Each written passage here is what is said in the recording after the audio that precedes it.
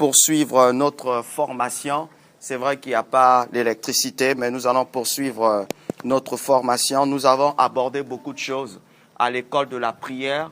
Nous avons dernièrement, nous avons parlé nous avons abordé le dernier point qui concernait pardonne-nous nos offenses, comme nous pardonnons aussi à ceux qui nous ont offensés. Et nous avons dit ici, bien-aimés, que le Seigneur ne peut que pardonner une personne qui peut aussi pardonner. Parce que nous, autrefois, on menait une vie qui ne le glorifiait pas. Le Seigneur, par sa grâce, s'est souvenu de nous. Le Seigneur, par sa grâce, il s'est rappelé de nous. Il nous a pardonné. Il a effacé toutes nos fautes. Et c'est pourquoi il communique en nous son esprit pour que tous ceux qui t'ont fait du mal, que tu sois capable de les pardonner. Amen. Lorsque tu as du mal à pardonner une personne, sache-le que, bien-aimé, le Seigneur, pour te pardonner, c'est difficile. Et je me souviens du témoignage d'une sœur que le Seigneur a ravi en esprit pour aller visiter comment se trouve l'enfer, comment ça sera l'enfer, comment il y a des gens qui vont en enfer, des gens qui sont déjà préparés pour l'enfer parce qu'ils sont déjà morts sans pourtant marcher en vérité avec le Seigneur. Donc cette personne-là, quand le Seigneur lui a fait visiter l'enfer, cette personne a vu une sœur en Christ, je précise bien une sœur en Christ en enfer, et cette sœur a dit « Ah, mais je connais la maman là, mais qu'est-ce qu'elle fait ici ?» Le Seigneur Jésus lui dit, en fait, cette femme, si elle s'est retrouvée en enfer, c'est à cause d'un problème. Son histoire, c'était quoi? Et le Seigneur lui a commencé à montrer toute la vidéo. Il dit, tu vois son image, en fait, son histoire, c'est quoi? Elle, pendant son vivant, elle était tellement attachée à son mari. Et un jour, son mari est tombé dans un cas d'adultère avec une autre femme. Ça lui avait tellement blessé qu'elle avait du mal à oublier ce problème. Les hommes de Dieu sont passés, le pasteur de son église est passé pour la prier avec elle, pour la fortifier, pour la faire savoir que tu dois pardonner parce que c'est arrivé, c'est vrai, mais pardonne. Cette femme faisait des efforts pour pardonner, mais elle n'arrivait toujours pas. Et en plus de cela, il y a eu des personnes qui sont venues pour prier avec elle, pour la fortifier dans la prière, mais elle n'arrivait toujours pas. Jusqu'à ce que, un jour, elle a dit, je ne peux pas laisser passer ça comme ça, que mon mari puisse avoir une relation avec une autre femme, il faut que je me venge. Le Seigneur l'a parlé, elle n'a pas voulu entendre. Le Seigneur a insisté, pardon, elle n'a pas voulu entendre. Elle est partie rencontrer cette femme, elle a tué cette femme et elle s'est tuée elle-même. Or, dans la Bible, bien aimée, si quelqu'un te tue en tant que chrétien, sache-le que tu vas pour toi au ciel. Mais si tu te tues toi-même, direction, c'est l'enfer. Le suicide, c'est l'aller simple pour l'enfer. Et elle s'est tuée et elle s'est retrouvée en enfer. Tout simplement, pourquoi? Parce que quand le Seigneur la parlait, quand le Seigneur la disait de pardonner, elle ne voulait pas pardonner. Et je vous ai expliqué ici les niveaux d'adversaires que nous avons. Parce que dans le livre de Matthieu, chapitre 5, à partir du verset 43, Jésus dit, il a cité les plusieurs catégories d'ennemis. Il a dit, par exemple, pour des personnes qui vous maudissent, bénissez-les. Parce que la majorité d'entre nous ici, on pensait que quand quelqu'un te maudit, tu dois le maudire. Mais Jésus est venu pour nous faire savoir que dans Matthieu chapitre 5, à partir du verset 43, que une personne qui te maudit, tu dois le bénir. Maudire veut tout simplement dire mal dire. Quand une personne parle du mal de toi, il te critique, il te calomnie, la meilleure solution que tu dois faire, c'est de le bénir. Toutes les fois que tu as l'opportunité de lui faire du bien, fais-le du bien. Pourquoi? Parce que lui, il te maudit, lui, il parle du mal de toi. Le fait que toi, tu le bénis, le fait que tu le fais du bien, qu'est-ce qui fait? La personne est dans la confusion. Amen. La personne est dans la confusion. Donc, du coup, lui-même, il aura honte. Ça lui poussera même à confesser le mal qu'il t'a fait. Et le Seigneur Jésus a dit, pour ceux qui vous maltraitent et qui vous persécutent, priez pour eux. Parce que même Jésus, à la croix, il a prié pour les personnes qui l'ont persécuté, pour les personnes qui l'ont mis à la croix. Il a dit, Père, pardonne-leur, car ils ne savent pas ce qu'ils font. Et il dit, pour ceux qui vous calomnient, pour ceux qui disent de mal de vous, Jésus dit, faites-leur du bien. C'est-à-dire, quand tu sais que la personne a du mal, passe son temps à parler du mal de toi, la meilleure des choses que toi tu peux faire, c'est de faire du bien à cette personne. Tu peux l'inviter au restaurant, tu peux lui offrir quelque chose pour que la personne sache que moi, je ne te ressemble pas. Bien aimé, tu sais.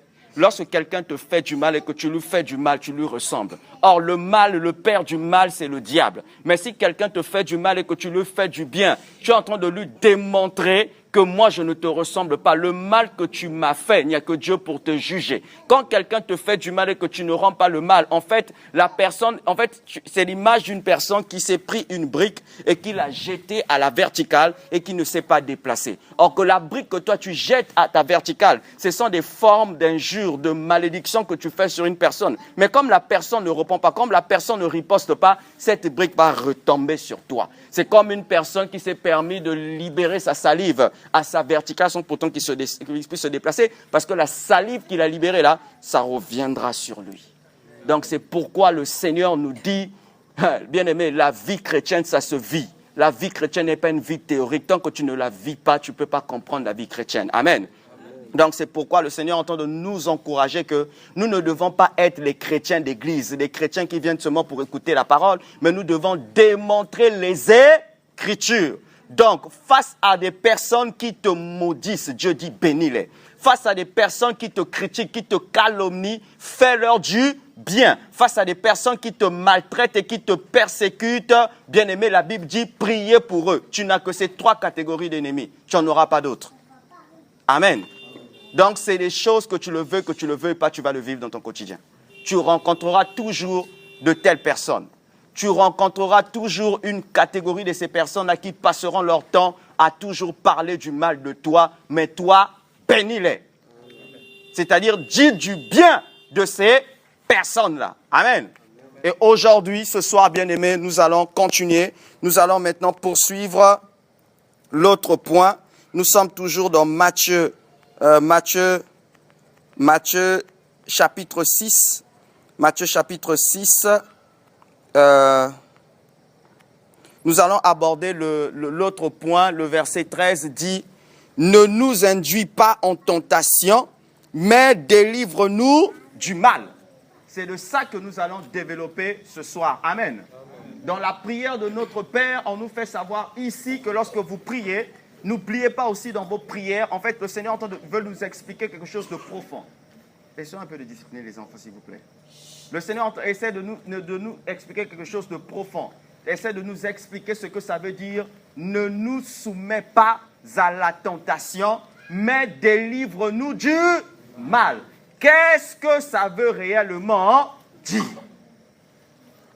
Bien-aimé, la tentation pour tout le monde, pour tout enfant de Dieu, quel que soit ton statut, quelle que soit ta position, quel que soit qui tu es, tu connaîtras dans ta marche avec Dieu la tentation. Amen.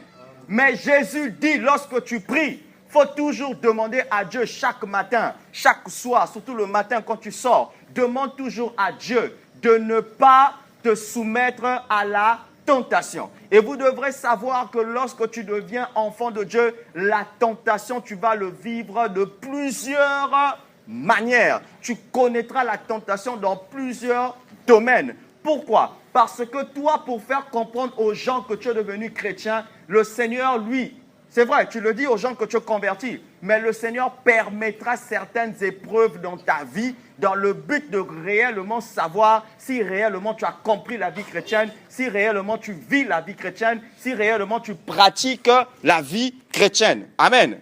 Donc, vous devez savoir, pour toi qui as décidé de suivre le Seigneur Jésus, la tentation, tu le connaîtras tous les jours de ta vie, d'une manière ou d'une autre.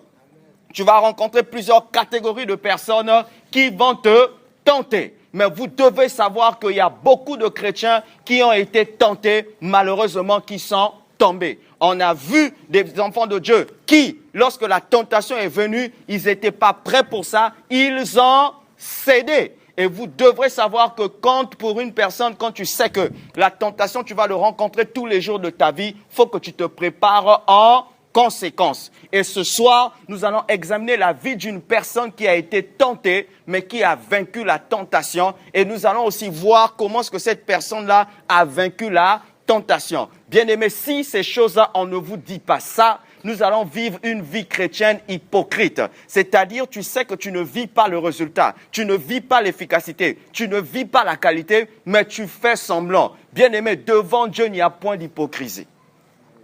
Est-ce que vous me suivez? Devant Dieu, il n'y a pas d'hypocrisie. Il connaît le cœur de chacun d'entre nous. Il sait si ta vie chrétienne, ça va ou ça ne va pas. Donc, nous allons examiner Matthieu chapitre 4.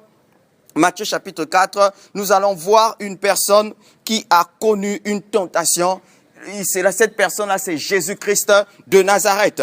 Matthieu chapitre 4, je lis à partir du verset 1. La Bible dit, alors Jésus fut emmené par l'Esprit dans le désert pour être tenté par le diable. Je répète, alors Jésus fut emmené par l'Esprit dans le désert pour être tenté par le diable. Si vous lisez bien le texte, vous allez vous rendre compte que la personne qui a conduit Jésus dans le désert, c'était le Saint-Esprit. Amen.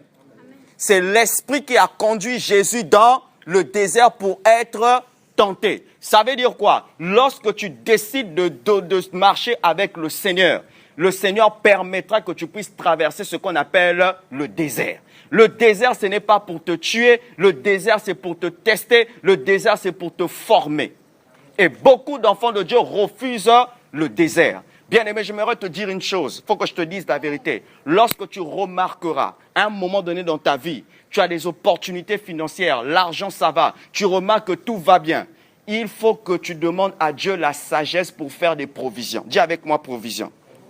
Qu'est-ce que ça veut dire? Quand tu remarques que tu vis une période où tu ne galères pas, tu as de l'argent, tu as des opportunités qui sont là, c'est un message que Dieu te dit. Il faut savoir qu'à chaque... Comment je peux vous le dire? Vous voyez le manguier. Pour que la mangue... En fait, le manguier ne porte pas de fruits toutes les années, mais c'est avec une saison. Lorsqu'on est dans la saison de pluie, par exemple, il y a des arbres qui portent leurs fruits. Amen. Lorsqu'on est dans la saison sèche, il y a certains types d'arbres qui portent leurs fruits. Ça veut dire quoi? Au moment où je vous parle, les manguiers sont en train de faire sortir leurs fruits petit à petit. Pourquoi? Parce qu'il s'est passé une saison où ils ne pouvaient pas porter du fruit. C'est la même chose dans ta vie. Quand tu remarques que tu vis l'abondance, tu vis des opportunités financières, Dieu te dit sois sage. À ce moment-là, épargne. À ce moment-là, sème. À ce moment-là, investis dans une bonne terre. Pourquoi? Quand tu vas connaître le temps de désert, ça ne va pas trop ça ne va pas trop te toucher. Pourquoi? Parce que tu t'étais déjà préparé. Bien-aimé, le désert, tu ne le vivras pas une seule fois dans ta vie. Le désert, tu le connaîtras à toutes les étapes de ta vie. Je m'explique. Si tu es célibataire, tu connaîtras un temps de désert où Dieu va te tester en tant que célibataire. Si tu es marié, tu connaîtras le désert en tant que marié. Si tu travailles, il y aura des saisons où tu vas connaître le désert, mais dans le désert, c'est le moyen par excellence où le Seigneur veut attirer ton attention. Il y a eu un homme, un frère à Brazzaville qui est mort parce qu'il n'avait pas compris ce principe-là. Ce frère, lui, quand il n'avait pas d'emploi, il était actif dans la prière. Il était actif dans l'œuvre de Dieu. C'était une personne zélée dans l'œuvre de Dieu. Mais lorsque le Seigneur l'a béni, la personne a totalement oublié, c'est-à-dire qu'il a oublié le rythme. En fait, il a perdu le rythme parce que dans le travail qu'on lui avait confié, c'était un poste stratégique. Donc, du coup, ce frère-là, qu'est-ce qu'il faisait? Lui, il avait beaucoup plus le temps pour son boulot que pour l'œuvre de Dieu. Et qu'est-ce qui s'est passé?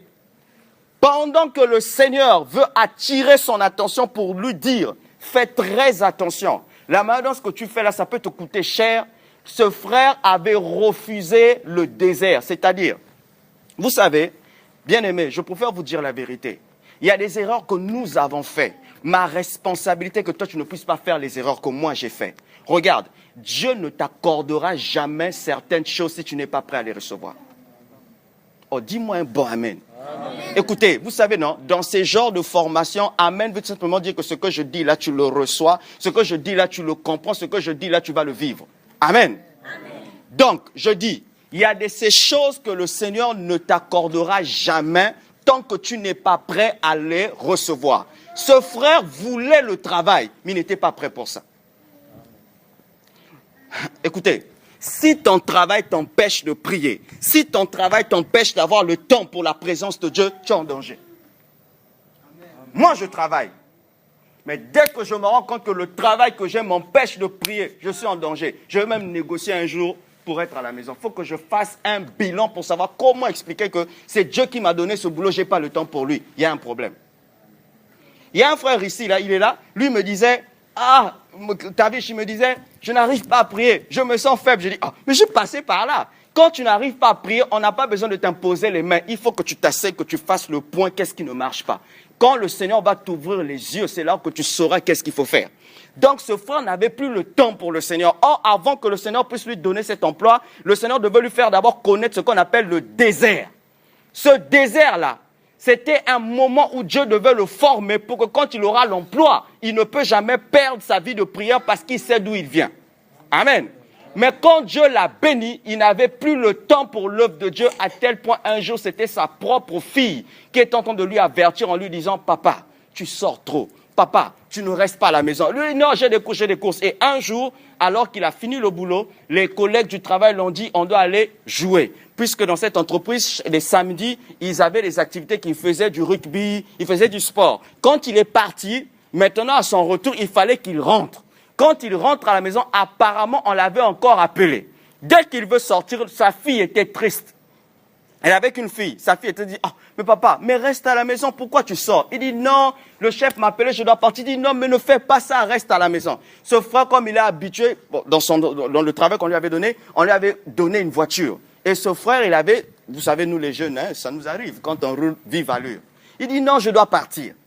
Il a pris la voiture, c'était une Vitara, la première série, et il roulait à vive allure. Ceux qui connaissent Brazzaville, l'église Sainte-Anne, le pont là, il roulait à vive allure. On ne sait pas qu'est-ce qui s'est passé. Ce frère a fait la voiture a fait un tonneau. Dès que ça s'est retrouvé par terre, il est mort sur place. Pas un païen, mais un frère en Christ. Et il a laissé une femme et sa fille unique. Pourquoi? Parce que Dieu, avant de te bénir, lui n'est pas pressé en fonction du temps. Lui, ce qui lui importe, si tu es prêt. Oh, bien aimé, moi qui vous parle, j'ai vécu. Vous savez, je vous dis la vérité. Écoutez, il y a ces choses. En fait, demande à Dieu de te rendre sincère. Il y a ces choses que tu sauras, je ne peux pas prier pour ça. Je vous dis la vérité. Il y a ces choses que toi-même tu sauras que ça, je ne peux pas prier pour ça. Si je le demande, je suis sincère et convaincu que là, je ne pourrai pas. Ça risque d'affecter. Bien aimé, là où je suis, là où je vous parle, je suis conscient qu'il y a ces pays que je ne peux pas partir. Si je vais là-bas, c'est fini, la pingouine. Je sais de quoi je parle. Il y a ces villes que je ne peux pas me permettre de mettre les pieds. Pourquoi? Je connais mes limites. La grâce que Dieu m'a fait, puisque je connais mes limites, je reste dans mes limites. Bien aimé, dans chaque pays, il y a des frontières. Dans chaque ville, il y a des frontières. Dans chaque région, il y a des frontières. Si tu n'arrives pas à connaître tes limites, tu vas perdre ta vie spirituelle. Un enfant de Dieu doit connaître ses limites. Tu connais tes limites, ça te rafraîchit, ça te permet d'être toujours en forme. Bien aimé, vous vous imaginez, ça me fait 13 ans dans ma marche avec le Seigneur. Si je vous dis que je n'ai pas connu des temps où j'ai perdu ma vie de prière, c'est faux, j'en ai perdu. Mais ma préparation me permet que même quand je sens que je perds, je peux me relever. Pourquoi? Parce que Dieu m'a fait passer par un désert. Et ce désert-là était pour moi un moyen où le Seigneur devait me former pour que peu importe le niveau de l'élévation, que je sois toujours quelqu'un de stable. Donc, il y a ces choses que Dieu sait. Toi, si je te l'accorde, le pire va arriver. Si ce frère avait pris sa formation au sérieux, il ne devait pas subir cet accident-là. Il n'avait pas compris que même quand tu es dans le milieu professionnel, il faut faire très attention. Il faut faire très attention. Le Saint-Esprit prend Jésus, il l'emmène dans le désert pour qu'il soit tenté. Bien-aimé, laisse-moi te dire, toi ma soeur, toi qui es célibataire, laisse-moi te dire, des fois Dieu va te tester. Il va envoyer des hommes, pas n'importe quel homme, pour te tester, pour voir réellement si tu crains Dieu. Il va envoyer des hommes qui vont te faire la pression, des hommes qui vont t'avouer les sentiments. Il va t'envoyer des hommes qui vont dire que je t'aime, sans toi je ne peux pas vivre, qui vont te faire tous les baratins. Mais toi, tu dois tenir ferme. C'est là que Dieu sait que toi, c'est bon. Mais si tu cèdes, il y a un problème. Il y a un problème. Ça veut dire quoi? Derrière la tentation, Dieu a prévu quelque chose de meilleur. Tant que tu n'arrives pas à vaincre cette tentation-là, Dieu ne te donne rien. Oui, je vous dis la vérité. Derrière la tentation, il y a quelque chose de bien que Dieu a prévu pour toi. Tant que tu tombes face à cette tentation-là, Dieu ne te donnera pas la chose. Tu as beau jeûner et prier, Dieu dit tu perds ton temps, va déjeuner, je ne donne rien. Le Seigneur, avant de te donner quelque chose, il te mettra toujours à l'épreuve pour voir est-ce que tu es capable de t'en sortir. Est-ce que tu es capable de t'en sortir. Regardez la première tentation que Jésus va vivre lorsqu'il se retrouve dans le désert. Quelle est la première tentation qu'il va vivre? À quel moment le diable a tenté? Le verset 2 dit, après avoir jeûné 40 jours et 40 nuits, il lui eut faim. Ça veut dire quoi? Le diable est venu le tenter quand il était équipé. Parce que le jeûne que lui il a fait, c'était pour manifester la plénitude de l'onction qu'il avait afin de démarrer son ministère. Le diable vient que te tenter au moment où il sent que tu as commencé à marcher avec le Seigneur. Il y a la joie de prier, il y a la joie de lire la Bible. Lorsqu'il voit que toi, tu commences à avoir la joie de suivre le Seigneur, c'est là qu'il commence à te tenter. C'est pour vous allez voir, il y a des personnes. Aujourd'hui, il vient. Demain, il ne vient pas. Demain, il vient. Après-demain, il ne vient pas. Un mois après, 2 mois après, il ne vient pas. Pourquoi? Parce que le diable a su, comme on aime comment tellement chaud dans l'église, on va la voir.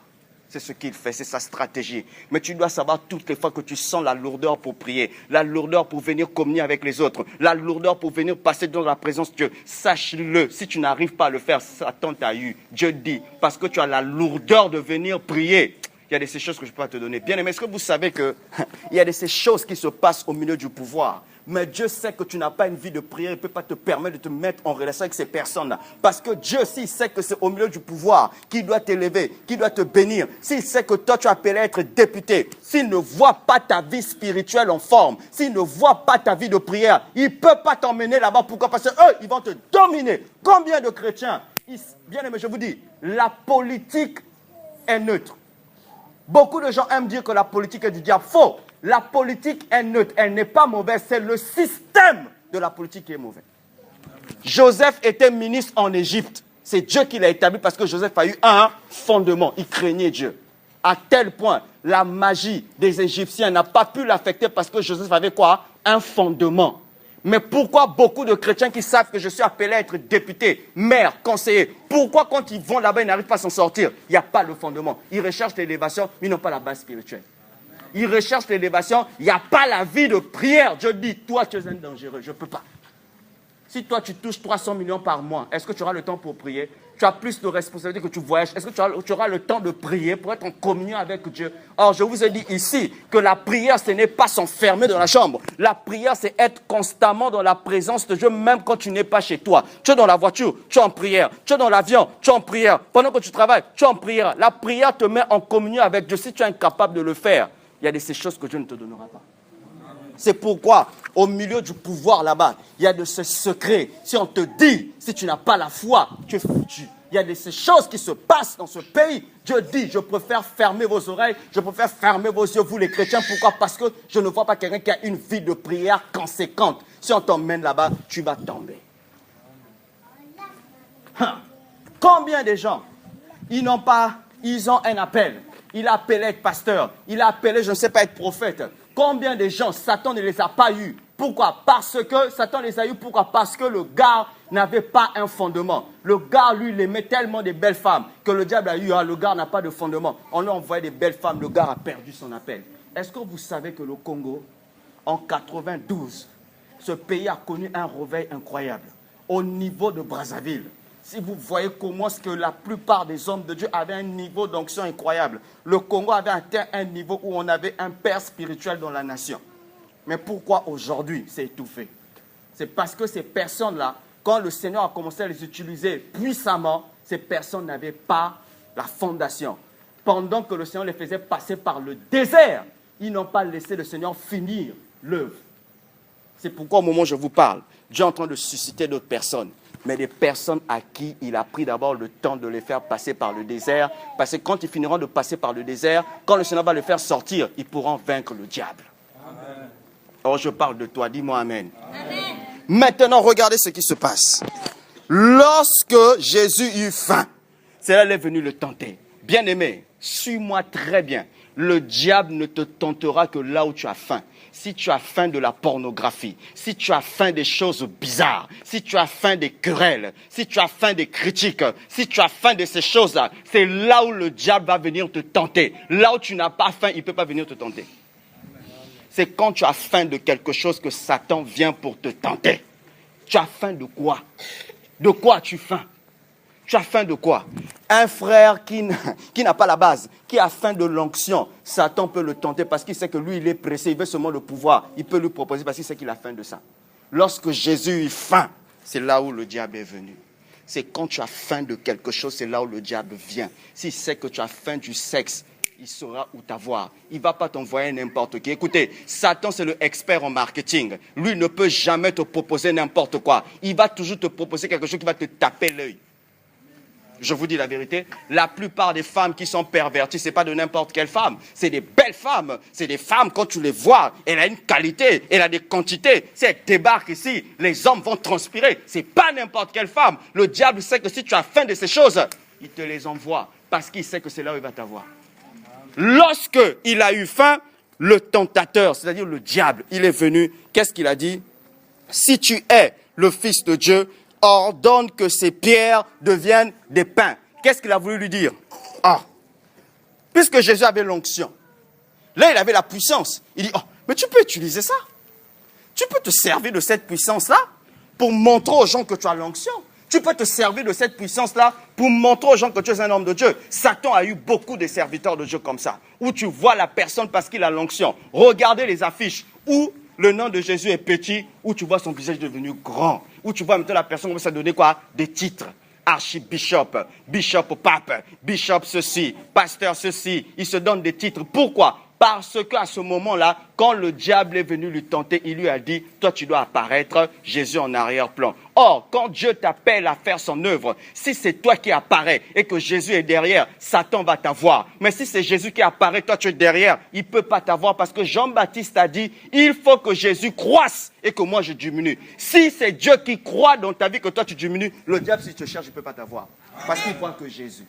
Dis-moi Amen. Amen. Mais si c'est toi qui cherches à apparaître, bien aimé, je vous ai dit, ceux qui sont avec moi le savent, quand on a démarré l'œuvre, il y avait des frères, je vous dis, il y avait une vie de prière que Dieu utilisait.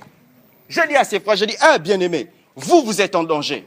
Je vois que vous êtes zélés pour l'œuvre de Dieu, vous êtes en danger. Faites excessivement attention. Dis non, nous, on est les gens, Dieu nous utilise puissamment. Nous, là, on est là, on n'a pas peur. Je dis, moi, écoutez, je suis passé par là avant vous. J'ai dit, frère, Dieu vous utilise. Faites excessivement attention. Ils n'ont pas voulu m'entendre. Le diable les a observés. Il a dit, mais les petits là ont encore faim des filles. Je vais les avoir. Les deux. Non, je vous dis, dans mon équipe là, il y avait deux qui étaient en feu. Les autres, ils étaient pour en feu, mais ils étaient humbles. Mais les deux étaient en feu. Le diable a su là où les avoir. Je vous assure, au moment où je vous parle, ils sont en train de se relever, mais difficilement. Ils sont tombés dans des perversités sexuelles. C'était incroyable. C'était encore pire quand ils n'étaient pas convertis. C'est ce que le diable fait. S'il sait que tu as faim du sexe, tu as faim des hommes, tu as faim de la télé, tu as faim de la distraction, il va t'avoir là-bas. Donc, il a proposé à Jésus que toi, tu peux changer ces pains, tu peux changer ces pierres en pain. C'est-à-dire, utilise la grâce que Dieu t'a donnée. Comme toi, tu prêches bien. Comme toi, tu parles bien. Tu peux draguer les filles. Tu les bombardes des versets là-bas. La personne va même croire que ce que tu lui dis, c'est biblique. Pourquoi? Parce que tu dois te servir des dons, des capacités que Dieu t'a données pour manipuler les gens. C'est ce que le diable fait. Combien de sœurs on ne les a pas eues par manipulation? Ma sœur, Mouzolngue. Mes frères, on est des frères. Mais ça m'a marqué une... Bible Maisonziki, aimez-vous les uns les autres. Est-ce que aimez-vous? C'est écrit, aimez-vous les uns les autres. Il y a vrai. Donc, mais c'est pas moi, c'est Dieu qui a dit. Manipulateur. Ça, c'est une personne qui avait faim de ça et le diable l'a eu. Voilà qu'il commence à pervertir l'église. Que ça ne t'arrive pas au nom de Jésus. Amen. Oh, bien-aimé, il faut faire très, très, très attention. Le diable sait toujours là, il doit toucher. Là, il doit toucher. Il sait que toi, ton cœur n'est pas attaché à Dieu. Ton cœur est attaché à l'argent. Le diable, il faut qu'on l'aide, cette femme-là. On doit aider ce frère-là à avoir beaucoup d'argent, à avoir beaucoup de marché, à avoir beaucoup de business. Quand il aura ça, il n'aura plus le temps de la prière. On va la voir. Beaucoup de gens qui ont été victimes des attaques du diable, c'est des gens qui avaient perdu la vie de prière. Beaucoup de gens qui ont subi les menaces, les esprits de mort, c'est des gens qui n'avaient pas une vie de prière. Pourquoi? Parce qu'ils ont profité de l'élévation, ils ont profité des opportunités, ils ont profité de leur voyage, ils ont laissé Dieu en chemin. Satan les a rattrapés. Bien-aimé, fais très attention à ta vie. Le deuxième point, là où... Écoutez, lorsque le diable lui propose ça, remarquez maintenant ce que Jésus va faire. Quand tu lui as proposé ces choses, la Bible dit au verset 4, Jésus répondit, il est écrit. Ça veut dire quoi? Pour vaincre la tentation, ce n'est pas la prière, ce n'est pas l'onction, il faut connaître les Écritures. Amen. Oh, dis-moi amen. Amen. Si tu ne connais pas les Écritures, le tentateur va t'avoir. Si tu ne connais pas l'Écriture, on va te manipuler. Si tu ne connais pas l'Écriture, tu vas subir. Je vous l'ai dit ici. Ça, vous le savez, ça se passe même sur Internet, on le connaît. Combien de frères et sœurs, on ne les a pas manipulés? Parce que la personne ne connaît pas les Écritures. La personne te prend les Écritures et dit, tu vois ce que Élie a fait. Il a pris sa tête, il a posé sur la tête de l'enfant. Il a pris sa bouche, il a posé sur la bouche de l'enfant. Il a pris ses mains, il a posé sur le corps de l'enfant. Quand il a communiqué l'onction, l'enfant est revenu à la vie. Comme toi aussi, ma soeur, tu as un problème. Pour chasser le démon là, il faut coller ton flanc sur mon flanc, tes lèvres sur mes lèvres. Quand on va coller ça, après. Combien de gens ne sont pas tombés par là? Combien de gens, ma soeur, quand il me faut me suivi, que ça faut me suivi, mais suivi quoi que vous suivi na chambre parce que la Bible dit là où 2 ou 3 sont réunis, Dieu est là. Que ta ma soeur suivi en non coulata ma poutve moi mini jupe. On va prier au nom de Jésus. Je chasse. Et vous êtes chassés vous deux. Pourquoi? Parce que tu ne connais pas les Écritures. La personne t'a eu. Tu ne connais pas les Écritures. Bien-aimé, je vous dis, toi qui n'as pas la Bible, tu es en danger. Tu as l'argent pour acheter l'hamburger. Tu as l'argent pour acheter les chaos. Les dépenses que toi tu fais pour acheter les spaghettis, les chaos là, ça fait même 4 000. Tu as l'argent pour acheter les sandales. Tu as l'argent pour t'acheter des nouveaux vêtements, mais tu n'as même pas l'argent pour t'acheter une Bible à 2 000 francs. Comment est-ce que tu peux vaincre la tentation? Comment? Un chrétien qui n'a pas la Bible, il est en danger. Comment tu peux vaincre la tentation? Comment? Tu peux vaincre la tentation comment? Avec les escrocs qu'on rencontre de nos jours. Un enfant de Dieu qui n'a aucune relation avec les Écritures, il a beau prier, il a beau jeûner, la tentation va l'avoir. Pour vaincre la tentation, ce n'est pas la prière, ce n'est pas le jeûne, mais il faut connaître les Écritures. Quand Jésus l'a proposé, quand Satan a proposé, Jésus a dit, il est écrit. Il est écrit. Parce que ce qu'il lui proposait là, il ne l'a pas fait à Jésus, il l'avait fait au premier Adam. Il est venu. Regardez ce qui s'est passé au jardin d'Éden. Quand le serpent est venu, pendant qu'il proposait des choses à Ève, la Bible dit que Adam se tenait du côté de Ève. Pendant que le serpent parlait, Adam n'a rien dit. Devant la tentation, quand tu ne dis rien, tu vas tomber. Tu dois avoir le courage de réagir. Mais Adam n'a rien fait. Ils ont mangé. Mais Jésus, pendant qu'on lui tente, on lui propose ça. Regardez ce que la Bible dit. Il dit, il est écrit, l'homme ne vivra pas seulement de pain seulement, mais de toute parole qui sort de la bouche de Dieu.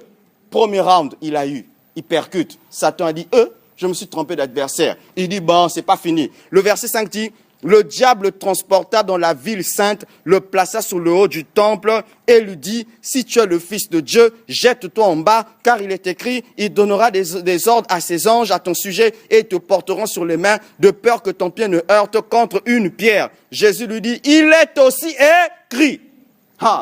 C'était le combat de la parole.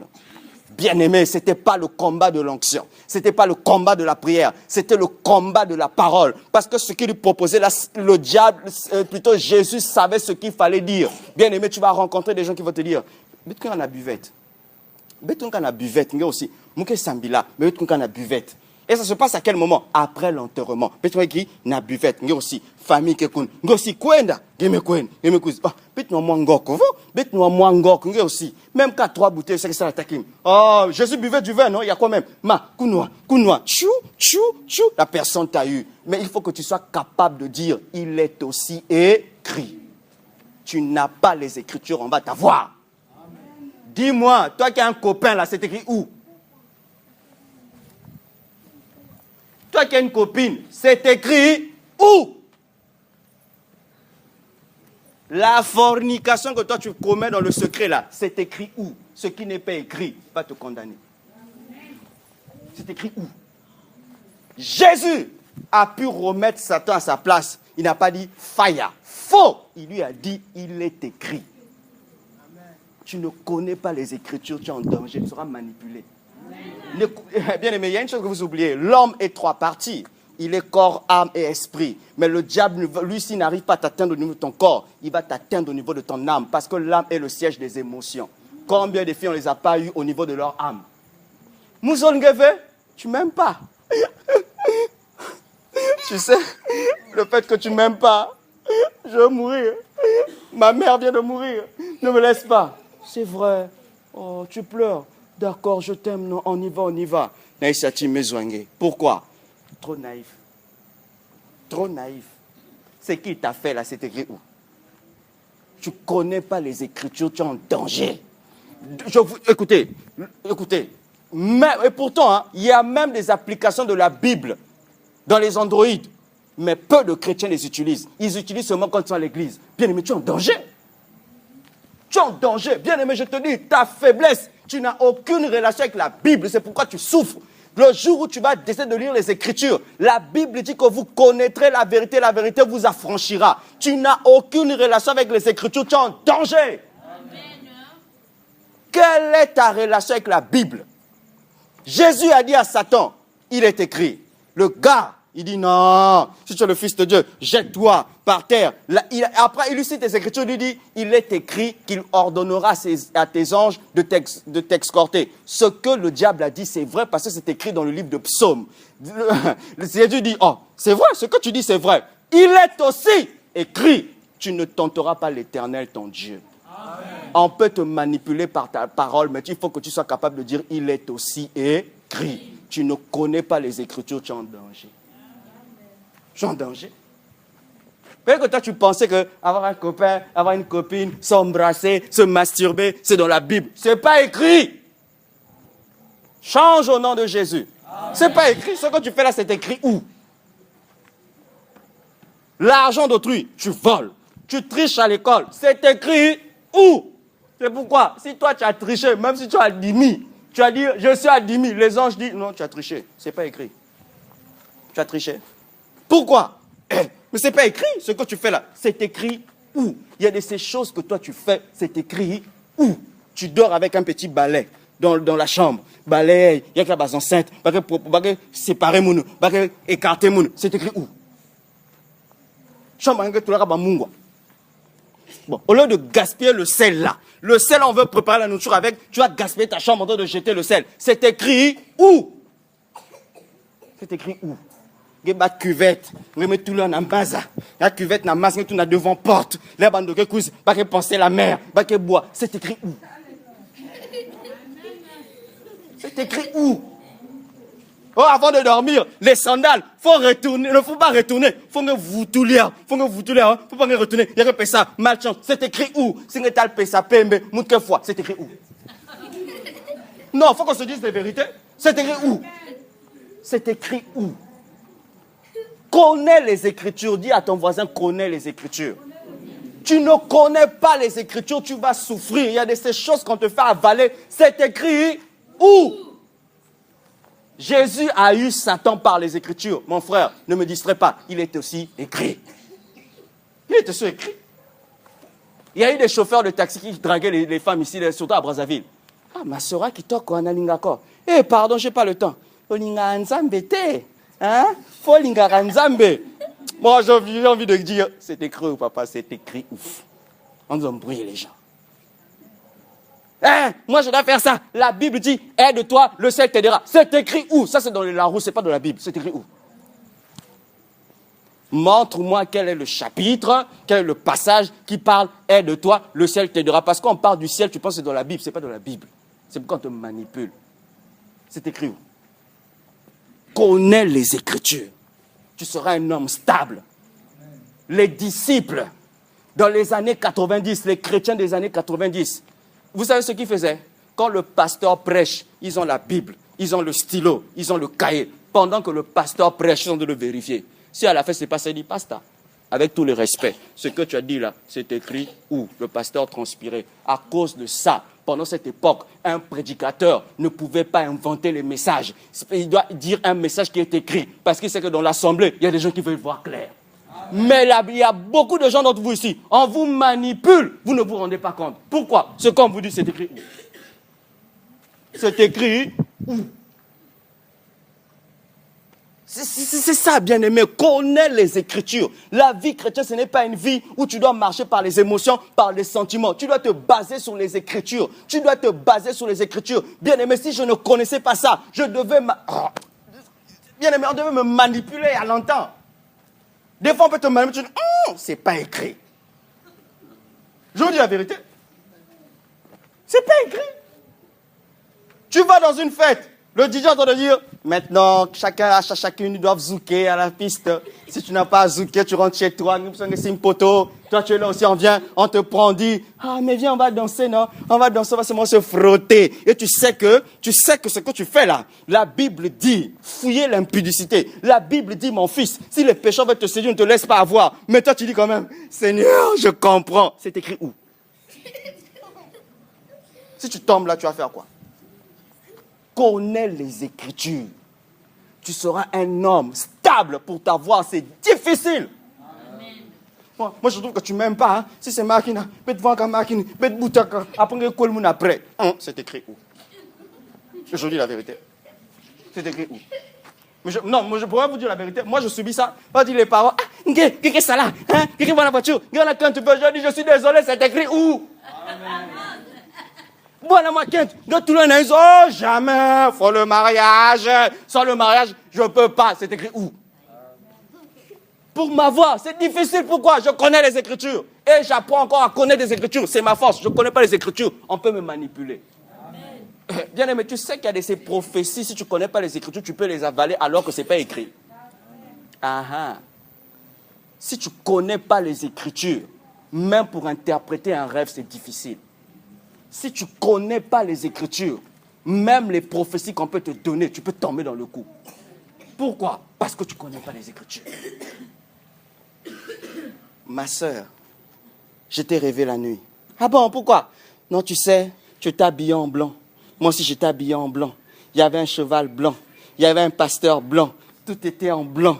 Tu souriais, tes dents étaient blanches. Donc, quand on s'est réunis, tu m'as dit je t'aime, moi je t'ai dit je t'aime. Ça veut dire, c'est moi l'homme de ta vie. Si tu ne connais pas les Écritures, non, c'est écrit où? Écoutez, je vous dis, tu vas vivre ça. Quelqu'un va te tenter comme ça. Écoute, quand tu tombes auprès des manipulateurs comme ça, dis-lui, mon frère, le même Dieu qui t'a parlé, c'est le même Dieu qui va me parler. Si Dieu ne m'a pas parlé, désolé, ce que tu me dis là, c'est écrit. Je vous dis la vérité. Il va, bien aimé, il va plus te manipuler. Pourquoi? Mais tu veux m'avoir? C'est trop gratuit, c'est écrit où? C'est écrit où? Pardon. L'abka pétrole, l'abiao. Faut voler. Je veux voler, c'est écrit où?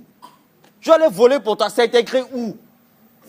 Ah, tu vas me laisser vraiment échouer à l'examen. Tu ne peux pas tricher pour moi. Si tu m'aimes, la Bible dit, aimez-vous les uns les autres. Je suis désolé, c'est écrit où? Connais les Écritures. Pour ta voix, ça sera difficile. Moi, je me sens seul. Il me faut une copine, il me faut un copain. Dis-moi, donne-moi le texte biblique, le passage, le chapitre. C'est écrit où? Maintenant, qu'est-ce qui s'est passé? Voici encore autre chose que le diable va faire. Il lui dit ceci, il lui dit, le diable le transporta encore sur une montagne très élevée. Il lui montra tous les royaumes du monde de leur gloire. Il lui dit, je te donnerai toutes ces choses si tu te prosternes et m'adores. Bien aimé, ça c'est l'une des tentations où beaucoup de gens sont tombés. Il dit, je te donnerai tous les royaumes si tu te prosternes et m'adores. Bien aimé, ça là, jusqu'aujourd'hui, Satan a réussi, ça je ne sais pas comment. Écoutez, beaucoup de gens cherchent le travail. Beaucoup de gens cherchent le travail. Il arrive dans un milieu où il dit, je veux avoir le boulot. On dit, ok, on te propose le boulot. On te propose de te payer un bon salaire. Mais à une seule condition, tu dois vendre ton âme. Mais on ne va pas te le dire que tu dois vendre ton âme. Ils vont dire, tu dois rejoindre notre confrérie. Et toi, tu sais que là où on veut t'emmener, là, c'est un endroit où tu vas perdre ta vie. Mais tu dois faire le choix. C'est de ça qu'on parle ici. Si tu te prosternes et m'adores, je te donnerai ce que tu veux. C'est de ça qu'on parle. Combien de femmes on n'a pas abusé sexuellement dans les entreprises pour avoir le boulot? Le patron lui dit, c'est moi le boss, tant que tu ne t'allonges pas sur mon lit, il résout qui s'est levé. Tu fais un choix. Et la personne dit, on peut partir. C'est fini. Il vient d'adorer le diable. Pourquoi? C'est le principe que le diable utilise jusqu'à aujourd'hui. La personne te propose, tu as besoin du travail, tu as besoin de quelque chose, tu dois te prosterner et m'adorer. Si tu ne le fais pas, tu n'auras rien. C'est ce que le diable fait jusqu'à aujourd'hui. L'école où je fréquentais, beaucoup de jeunes filles le faisaient. Pas beaucoup, certains, bien entendu que Dieu me garde, certains, parce qu'elle sait qu'elle va perdre la note. Elle dit, professeur, je fais quoi? Si tu te prosternes et m'adores, c'est-à-dire si je sors avec toi, je te donne la note. Beaucoup sont victimes de ça. Quand tu fais ça, tu perds la grâce de Dieu, tu perds la faveur de Dieu. Le monde spirituel satanique n'a plus peur de toi. C'est fini. C'est fini. Là, jusqu'aujourd'hui, cette tentation-là, jusqu'aujourd'hui, ça fait fureur. Vous n'avez aucune idée des gens qui sont en train d'intégrer des trucs comme des Lions Club, franc-maçonnerie, des trucs. Il y en a beaucoup ici. Beaucoup. Pourquoi? Quand tu dis pourquoi tu es rentré, j'ai les femmes et les enfants. Et quand c'est comme ça, ils clignent les yeux. Nous avons ça de façon maintenant. Nous avons ça la façon tal moyen qui est à l'école. Nous avons proposé 800 000. Nous avons ça la façon. Mais mon frère, il dit non. Or que là-bas, c'est comme à l'école. Le premier niveau, on ne te demande rien. C'est comme CP1, CP2, CE1. Mais quand tu es au CM2, pour aller au collège, il faut passer l'épreuve. C'est ce qu'ils font. D'un moment donné, on va te dire on a besoin du sang. C'est pourquoi la plupart se servent des deuxièmes, troisièmes bureaux. Pourquoi? Parce que les enfants qui vont naître d'eux, facilement peuvent le sacrifier. Pourquoi? C'est le principe. Ils se sont prosternés et adoré le diable. Après l'enlèvement, ce principe-là, ça sera imposé à tout le monde. Tu te prosternes et tu adores le diable, on te donne ce que tu veux. C'est de ça qu'on parle, la marque de 666. La marque de 666, ce n'est pas tu, on te met là, non, c'est la puce. Les puces qui seront envoûtées, des puces qu'on va imposer soit au niveau de ton doigt, soit ici sur ton front. Parce que la puce là, ça va remplacer tout. C'est comme des passeports biométriques. Mais cette puce qu'on va inscrire à toutes les personnes, c'est-à-dire ça va se passer après l'enlèvement, ça sera un système où si quand tu vas au supermarché, dans cette puce, tu as ton solde. Puisque la monnaie, là, ça va disparaître. C'est pourquoi vous voyez des trucs comme des Airtel Money, tout ça, là. Parce que la monnaie, là, ça va disparaître. Il y aura qu'une seule monnaie, mais qui sera liée dans la puce. Dans cette puce, quand tu vas à l'hôpital pour te faire soigner, dès que il y a comme un appareil que tu vas insérer. Quand tu insères, on t'identifie par cette puce. On a toutes tes coordonnées avec cette puce, puisque après l'enlèvement, bien aimé, il y aura un seul passeport universel.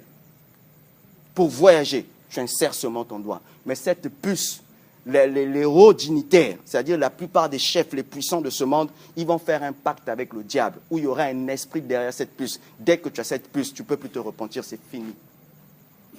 Tu es perdu.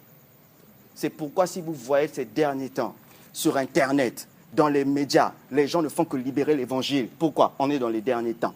On est dans les derniers temps. Nous sommes dans un temps où le Seigneur commence à utiliser tout le monde. Que tu sois pasteur ou pas, il utilise tout le monde. Il donne à un enfant de 15 ans l'onction de guérison, l'onction de délivrance. Il donne à un enfant de 10 ans les dons de sagesse et de connaissance. Pourquoi? Pour gagner le maximum de personnes au Seigneur, pour préparer les gens pour l'enlèvement. Parce que Dieu veut qu'on soit nombreux, qu'on soit nombreux. C'est pourquoi il est en train de passer dans certaines églises. C'est pourquoi il a visité ce pasteur-là. J'ai oublié, c'était un grand homme de Dieu. Lui aussi, avant, quand Dieu l'utilisait, c'était de l'argent. Un jour, alors qu'il devait mourir, le Seigneur Allah apparu, il devait aller en enfer. Le Seigneur lui a donné une seconde chance, il va dire la vérité aux gens. Et lui aussi, il est en train de bombarder la vérité aux gens. Vous allez voir que actuellement, le message qui se passe, c'est le message pour préparer les gens. Pour dire, bon, toi, il faut mettre ta vie en ordre. Toi, il faut être excellent. Toi, il faut craindre Dieu. Même là où tu travailles, gagne les âmes. Donc, c'est-à-dire qu'il y a une grâce qui est libérée dans le monde actuellement. C'est pourquoi je vous dis, même ici, là, on sera nombreux à chauffer ici. Amen. Je dis la vérité. Où tu vois un petit débarque, là, il va au marché. Il dit, maman, écoute, je sais que tu souffres. Je vais prier pour toi. Mon Dieu va te guérir. Il a mon amour. Si vraiment Dieu peut faire. Là, un enfant, il impose les mains à la maman. Le démon sort. Dieu va équiper son église. Pourquoi? Pour que les gens ne manquent pas cet événement. Parce qu'après l'enlèvement, prenez bien aimé, ce que tu vas vivre, c'est pire qu'un cauchemar. Tu n'as pas envie de vivre ça. Tu n'as pas envie de vivre ça. Bien aimé, les chrétiens qui vont rester, ils vont pleurer. C'est comme si la maison ne te sert plus à rien. Les voitures ne te servent plus à rien. Surtout quand tu travailles, ça va te servir à rien. Tu n'as pas cette puce, tu ne manges pas. L'ange de la mort, pendant cette période-là, ce qui est terrible, il ne sera pas en activité. Les gens vont mourir rarement. Parce que lorsqu'une personne meurt, celui qui fait que l'esprit de la personne quitte, c'est l'ange de la mort. Mais pendant cette période-là, les gens seront beaucoup plus torturés, persécutés, mais pour mourir, ça sera difficile. Les chrétiens qui vont rester vont faire ça. Ils vont faire ça. C'est pourquoi le message de Dieu de nos jours, c'est quoi? Ce n'est pas venir à l'église pour écouter, non. C'est d'appliquer ce que tu connais. Amen. Le message de Dieu de nos derniers jours, c'est quoi? C'est ta relation avec Christ qui doit être privilégiée. Parce que Jésus dit, personne ne connaît le jour ni l'heure. Mais ta relation avec Dieu peut te préparer à rencontrer le Seigneur. Mais si tu n'as pas ça, tu n'as pas la base, tu n'as pas le fondement, tu es perdu. Pourquoi il y a beaucoup de gens qui vont à l'église mais qui sont épuisés? Pourquoi? Une fois, j'étais dépassé. Je vais à un séminaire à Brazzaville. Il y a eu une sœur qui a fait un programme de 40 jours. Elle était au séminaire. Moi, je vais arriver et dire, frère, il faut prier pour moi. J'étais choqué. Je dis, oh, mais toi, tu es à l'église ici. Tu passes tes 40 jours. Tu es en prière. Moi, je veux prier pour toi. Pourquoi? Après, je suis resté comme j'ai dit, ah! La personne court derrière les bénédictions. Mais la personne ne veut pas chercher sa relation avec Dieu. Je comprends pourquoi elle souffre. Bien aimé, on est dans un temps que Dieu me bénisse, qu'il ne me bénisse pas. Je ne permettrai à personne de déranger ma relation avec lui. Amen. Oh, bien aimé, on est dans un temps, mauvaise nouvelle ou pas mauvaise nouvelle, je reste en paix parce que je sais que Dieu est fidèle. Bien aimé, que Dieu te donne tout et que tu perds l'enlèvement. Ah, c'est terrible. Pourquoi? La vérité, c'est que même la plupart des grandes églises qu'on est en train de construire de nos jours, c'est l'Antichrist qui va le prendre. Après l'enlèvement, on va interdire les cultes en plein air. Ça sera interdit. Les concerts chrétiens interdits. Il n'y aura que des cellules de prière. Il n'y a que ceux qui ont des téléphones anti-complexes pour les avoir, ce sera difficile. Les téléphones de 600 000, 800 000 là, sachant qu'il y a le GPS, ils savent où t'avoir. Tu n'as pas cette cible. Jésus dit, vous habitez dans une même maison avec tes parents vont te livrer. Oui, c'est ça qui va se passer. Il te faut cette cible. C'est pourquoi il y a eu même un pasteur que Dieu lui a donné le message des chrétiens qui vont rater l'enlèvement. Si tu écoutes ça, c'est compliqué. Il dit, le pasteur en question dit, bien aimé, je sais que parmi vous, il y a des gens qui ne sont pas sérieux. Mais faites des provisions de 7 ans. Parce que la tribulation va durer approximativement 7 ans. Tu dois faire des provisions de 7 ans. Donc, tu as des provisions de 7 ans. Parce que toi, on ne peut pas te pister. Le GPS, on ne peut pas te trouver. Donc, tu as des provisions de 7 ans. Tu dois supporter pendant 7 ans. Donc, c'est quand les 7 ans vont passer qu'il y aura maintenant la seconde venue du Christ. Frère, moi, je n'ai pas envie de vivre ça. C'est pourquoi je te parle. Tu dois te prendre au sérieux. Toi, moi, Mpiaka, tu es triste. Moi, Boué, tu es triste. Tu n'as pas la joie. Tu ne pries pas à cause des petits problèmes. Mais les premiers chrétiens, comment est-ce qu'ils ont fait? L'apôtre Paul dit, qui me séparera de l'amour de Christ? Qui me séparera? Qui me séparera? Bien-aimé, la paix du Seigneur dépasse l'or et l'argent de ce monde. Parce que quand une personne est en paix, peu importe. Oh, David dit, les princes me persécutent sans cause, mais moi je ne tremble qu'au travers de ta parole. Pourquoi? David avait un cœur, il avait un fondement basé sur la parole de Dieu. Peu importe ce qui est arrivé, il restait dans la joie. Pourquoi? Bien-aimé, ne manque pas le ciel. C'est pourquoi le Seigneur veut nous faire sortir d'être des fanatiques où tu vois les gens après les cultes pour dire dans notre église on prêche comme ça, mon pasteur prêche, Dieu dit il n'en a rien à faire de ça. Bien-aimé, ce que Dieu veut, c'est ta relation avec lui. C'est comment? C'est de ça qu'on parle. Mais ce qui est dommage, c'est que la plupart d'entre nous, on néglige la Bible. Maintenant, tu vas t'en sortir comment? Avec... Bien-aimé, connais les Écritures. Prends ta relation avec Dieu au sérieux. Prends ta relation avec Dieu au sérieux. C'est le plus grand trésor, c'est le plus grand don que Dieu t'a donné. Tu n'as aucune idée de ce qui se prépare dans ce monde. Prends ta relation avec Dieu au sérieux. C'est le plus grand privilège. Prends ta relation avec Dieu au sérieux. Bien-aimé, c'est le tout que Dieu peut te prendre. Prends ça au sérieux. C'est pourquoi nous passons dans un temps où chaque enfant de Dieu doit vivre dans l'équilibre. Dis avec moi équilibre. L'équilibre, c'est ça qui est très important. Tu dois te rassurer que la maison a une place dans ton cœur. Ta voiture a une place dans ton cœur. Ton travail a une place dans ton cœur. Ta femme a une place dans ton cœur. Les enfants ont une place dans ton cœur. Mais Jésus a la place. La place et une place, c'est différent. Une place, c'est un compartiment. La place, c'est ce qui est principal. Tu dois te rassurer que Jésus est au centre. Pourquoi? Tout ce que tu as là, l'autre finira par mourir, ça va se détruire. Mais il ne faut pas que quand ces personnes-là vont mourir, que tu puisses perdre la foi. Il faut que tu sois comme cet homme que je vous ai dit, qui venait de perdre sa femme et son enfant. Il a eu quand même le courage de bénir Dieu avec des larmes. Pourquoi? Jésus était au centre. Bien aimé, les mauvaises nouvelles, on va tous les traverser. Mais si tu n'as pas un bon fondement, tu peux perdre la foi. Oh, je vous dis la vérité. Si tu n'as pas un bon fondement, tu peux perdre la foi. Je connais un frère, un responsable que Dieu utilisait puissamment. Mais le jour où sa femme est morte, pour se relever, c'était difficile. C'était difficile. Il a commencé à blâmer Dieu. Il a commencé à crier envers Dieu. Pourquoi tu as permis ça? Pourquoi tu as permis ça? Pourquoi tu as permis ça? Mais quelques temps plus tard, quand il s'est ressaisi, le Seigneur lui a démontré que je n'étais pour rien. Je t'avais averti, tu ne m'avais pas écouté. En plus, tu n'étais pas prêt. Bien aimé, toi qui es souvent trop sentimental là. Oh, je pense à elle. Vis. On vit encore. Vis. La personne peut te faire chuter à tel point que tu oublies que tu es devenu chrétien. Mais vous savez, il y a ces niveaux de déception, tu oublies que tu es chrétien. Tu oublies que tu es un enfant de Dieu. Il y a de ces niveaux de douleur où tu es surpris que tu as la cigarette entre tes mains. Frangé la soleil qui, je ne sais pas. Tu ne sais plus. On dirait que tu ne sais plus. Pourquoi? Douleur que trongol. C'est pourquoi si tu es trop sentimental, bénis Dieu des personnes qui viennent pour te décevoir. Parce que Dieu te dit, réveille-toi. Tes sentiments-là vont faire de sorte que tu t'éloignes du Seigneur. Il faut que tu sois équilibré. Il ne faut pas que quelqu'un vienne pour déranger ta vie. C'est pourquoi j'ai aimé cet homme-là. Le jour où il se marie, il dit à sa femme, il dit, chérie, tu sais, en réalité, on n'est pas seulement à deux. La femme dit, oh, comment? Mais je te dis la vérité. Toi, pendant que tu viens là, on forme un couple, mais il y a une troisième personne. Tu me trompes? Non. En fait, je veux te dire, tu ne m'as pas trouvé seul. Tu m'as trouvé avec Jésus. Je t'aime. Tu m'aimes. Moi, ma responsabilité, je vais t'aimer. Je vais tout faire des devoirs des maris. Mais ne dérange jamais ma relation avec mon Jésus. Je t'en supplie. S'il était clair. Oh, vie. Tu n'as pas encore compris. Je veux poursuivre pour finir. Écoutez ceci. Il dit ceci. Lorsqu'il dit, je te donnerai toutes ces choses si tu te prosternes et m'adores. Jésus lui dit, arrière de moi, Satan.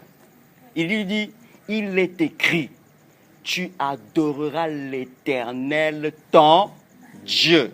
C'est là que le diable l'a laissé. Quand on va te faire ce genre de proposition, il faut que tu sois capable de dire, restez avec votre argent, restez avec vos bijoux, restez avec vos choses. Moi, je sais à qui j'ai donné ma vie. Au revoir. Si tu le fais, Dieu dit tu es qualifié. Pourquoi? Parce que Joseph dans la Bible, il a reçu l'opportunité. Il devait être soit un escroc, un manipulateur. Quand il est arrivé devant le roi, il a interprété le songe. Et après, il leur a dit, il pouvait dire, roi, moi, là, vous me voyez là, je peux gérer ça. Il ne l'a pas fait. Bien aimé, c'était un test que Dieu l'a fait. Joseph a dit, trouvez une personne qui soit capable de gérer ces temps de crise-là. Lui, il n'a pas forcé. Il a laissé Dieu faire. Et le roi a dit, attends, trouverons-nous un homme comme lui? Il n'a pas cherché. Il ne s'est pas prosterné. Mais c'est les hommes là qui ont reconnu qu'en lui, il a une qualité divine. En lui, il a un esprit supérieur. C'est à cause de ça qu'on avait nommé Joseph Premier ministre. Il n'est pas venu pour forcer les choses. Toi qui aimes forcer les choses, tu es en danger. Fais très attention. Il n'a rien forcé. Parce qu'il savait, on ne force pas. Si c'est mon jour, Dieu va me bénir. Si ce n'est pas mon jour aussi, Dieu fera comme il veut. Je ne force pas. Pourquoi? Le jour où tu te prosternes pour adorer le diable, tu es en danger.